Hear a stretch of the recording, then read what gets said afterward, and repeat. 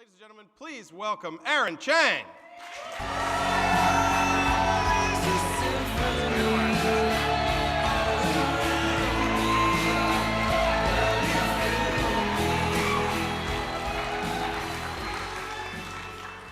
Aaron, thank you so much for coming on the show. It's wonderful to have you.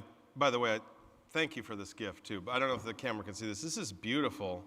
This is a book of your photography.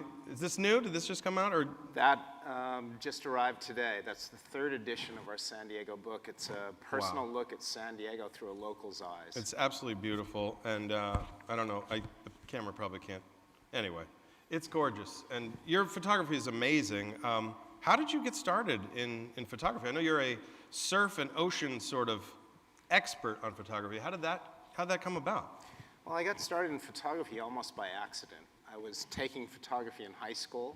Okay. I broke my ankle and couldn't go surfing.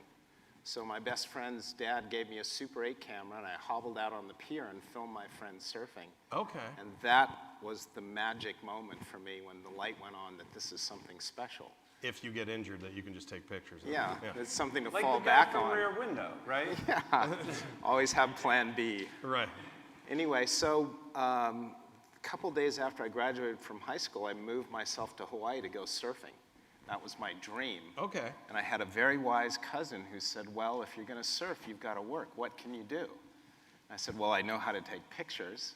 So at 17, emancipated in Hawaii to surf, I got a job in Waikiki photographing tourists going to luau's. Oh, wow. I was on top of the world. That's great. Yeah, it was a good start.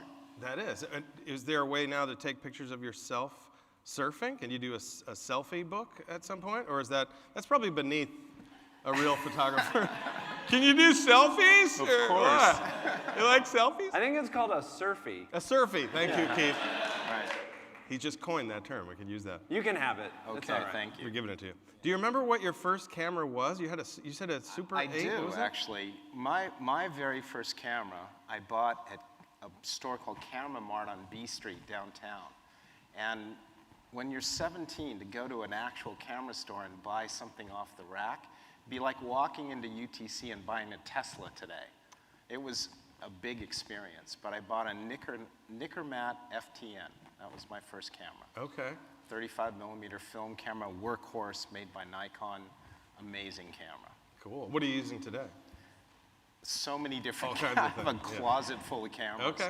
I like the Sony cameras, the Samsungs, Olympus, and Canons, of course. And I still have my Nikons. So if you had to pick, I mean, you got into it through surfing. If you had to pick one or the other, if you could only surf or only be a photographer, which one would you pick? Would you rather take pictures or? I'm a photographer because I'm a surfer. I use photography to enable my surfing, allowed me to travel all over the world.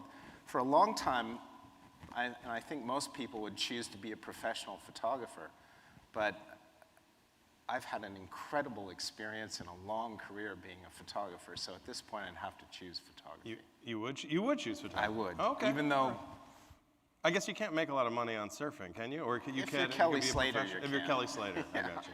What have you met any celebrities through surfing or photography and doing Well, this? there's always been a really interesting interface between rock and roll and celebrities and surfing. You know, I was on the beach in Hawaii once, and I'm looking at this guy sitting there. He's this pasty, skinny guy with black hair, and it was Johnny Rotten. Johnny Rotten. And then, you know, a similar thing, Flea walks down the beach. You know, you just see all these weird people, but at some point I was hanging out briefly with a guy named Perry Farrell. Okay, Jane's And Addiction. Jane's Yeah. Addiction. I had a summer in Tavarua in Fiji where Jane's Addiction was the soundtrack to that summer. So Oh, wow. to actually go surfing with him was kind of Oh, an so he was a experience. surfer as well? He's actually quite a good surfer. Really? There's a lot of rock stars that pretend to be surfers, but Perry can actually surf. Who's the real deal? Who are the ones that are pretending? Yeah. Who are you going to call out? You're like, Eddie Vedder, I'm looking at you. Call out the fake surfers on the show today. There's a few. Yeah? There's a few. I'll stay safe here. Okay. So what was it like meeting Perry Farrell? I mean, you actually became friends with him and surfed with him? Yeah, we went on a couple trips. The first trip I did was to Samoa. And it was really interesting because he was recording there, and he brought his engineer and one of his guitarists, Peter DiStefano. Okay. And it was really amazing to watch him work and create these music. While we're in the water, he'd be kind of playing with little bits of music, and then at night he'd go and write music. One day he came out and he goes, "Come here, you guys," and my friends and I all got sucked in this room. He goes, "All right, I need you to sing this line. Okay. Sing this." And so, oddly, I can tell you that I've sang backup vocals with Perry Farrell. He sang with Jane's Addiction. That is amazing. You've done it all, really. Well, that's incredible. So, do you have a big influence in photography or surfing? Do you have a biggest, like, is someone that inspired you when you were starting out? There's a whole bevy of photographers that I'm in awe of. Sebastião Delgado is crazy, powerful photographer. It's a cool name, I'll tell you that. Well, one of the best photographers in the history of photography, working ferociously, crazy great. William Allard's another photographer I really like. He did this expose on cowboys that was just startling. And then I love the BBC. The stuff they do and the stuff they're doing today in film is just astounding. Are there other people in your field? I mean, I was reading from background on you that you're the sort of considered the creator of modern surf and ocean photography. That's a pretty interesting niche to have. Well, that's a pretty heady title. I'd like to say that I contributed a lot to that. Creator. Originator of all photography. Well, it was funny because when I was starting out, you know, the pros, the established guys would sit on the shoulder and use long lenses and shoot surfing from the water. And I couldn't afford the long lenses. I just had a short lens. So my fix was to swim closer. Okay. And I started doing that, and I started making breakthroughs that nobody ever seen in large waves. And pretty soon I was shooting with fisheye lenses inside the tube looking out, and that had never been seen before. Wow. So I think, like through the adversity of that, you actually developed better photographers. Right. Photography. I think that a lot of people can identify with working with shorter equipment. I knew I'd set you up somewhere, Jesse. I wish you weren't. But anyway, so did you have anything happen to you, like in the course of, I don't know if you're photographing just surfing, but in other things where there was some danger in there? I mean, it sounds like you could drown surfing, obviously, but.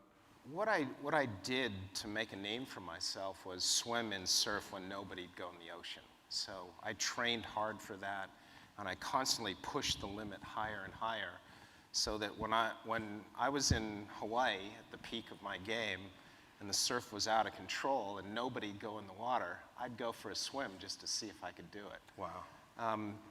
If you can master that, a lot of other things seem kind of easy. It's kind of the alpha male thing. It's a transference of abilities, which doesn't always work. Yeah. So I was in Africa doing wildlife photography. Okay. And I was witnessing two young male lions brawling. And I thought, all right, I'm getting a wide angle shot. I'm getting in there close. So I'm hanging out of the Land Rover, telling my driver, get me closer. I want to be in the action. And he's like, are you sure?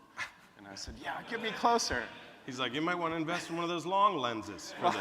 I got too close, and the lions stopped fighting and turned on me. Whoa. And swiped at me. As I was falling backwards, I pushed the shutter out of adrenaline and fear, and came home with a crazy punk wildlife photographer photograph that's been one of my most successful images. So you're in terror, reeling back from being attacked by a lion, and still managed to get the shot. Sometimes you get lucky. That's incredible. That's amazing. That's amazing. So, Aaron, I really appreciate you bringing this book, and people should definitely pick this up. Where else can people catch you and check out some of your photography? Well, I have two galleries in town, one at the headquarters in the Seaport District and one in Solana Beach on Cedros Avenue. Awesome. And those are the best places to see my work. We feature beautiful fine art prints, beautifully hung, and the cover shot is one of our newest releases. It's called Champagne. It was shot in Carlsbad just about a month and a half ago. It's great. It's really stunning photography. It's fantastic. Thank you so much for being on the show. Thanks for having me. Aaron Chang, ladies and gentlemen.